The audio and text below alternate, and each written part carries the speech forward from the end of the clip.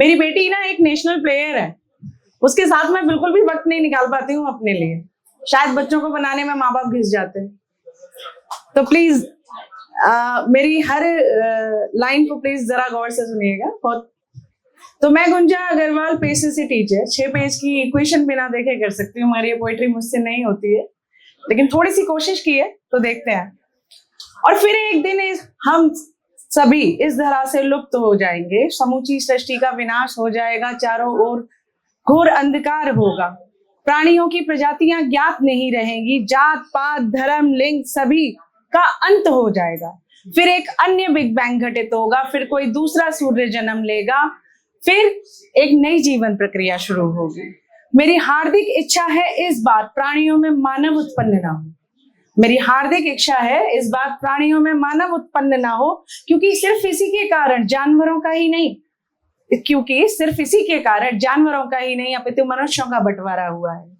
अन्यथा सभी प्राणी जलचर थलचर नभचर इसी श्रेणी में तो आते थे, और मानव वो तो शोध के लिए जन्मा था।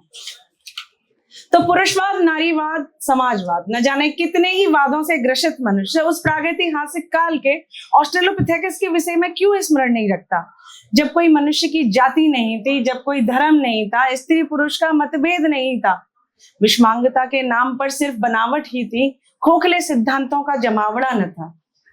साक्ष्य दर्शाते हैं परस्पर एकाग्रता से समूह में रहने की स्थिति को। मात्र विकास की लगन सब प्रयासों में तल्लीन रहने को। पहिए के आविष्कार ने समय को प्रकाश गति से हाँक दिया। आधुनिक समाज ने परिस्थिति को और भी विभत्स बना दिया। स्वप्न मात्र लगता है इतिहास, क्या आपको भी है उस युग की प्रतीक्षा? तो एक प्रश्न है मेरे मन में, जब तक पूछ न लूं चैन से सो नहीं पाऊंगा, जी नहीं पाऊंगा, रह नहीं पाऊंगा। तुम कहो तो पूछ लो। तुम धर्म को बांट रहे हो, धर्म की परिभाषा भी जानते हो, कैसा दिखता है, कितने प्रकार का है, एक जैसा तो नहीं होगा। सृष्टि ने मनुष्य को रचा, उसको कद काठी में एक बनाया, तो सबका धर्म कैसे एक हो सकता है? हाँ, वस्तुतः एक चीज एक हो सकती है, वह है शिक्षा। पृथ्वी का मापन हो या सितारों की दूरी, परमाणु की खोज हो या प्रकाश का प्रकीर्णन, यही तो बांटना था। परंतु तुमने उसे धर्म के चंगुल में फंसाकर शिक्षा से वंचित कर दिया। अब वह अज्ञानी रहेगा, अपनी उपस्थिति की खोज कभी नहीं कर पाएगा। तो तुमने राजनीति देखी, ये आजकल जो पॉलिटिक्स चलती है उसके लिए लिखा था कि तुमने राजनीति देखी, तुम गूंगे रहे, तुमने हत्याएं देखी, तुम अंधे रहे, तुमने बिलखते को देखा, तुम बहरे रहे, तुमने बलात्कार देखे, तुम बुज़दिल रहे।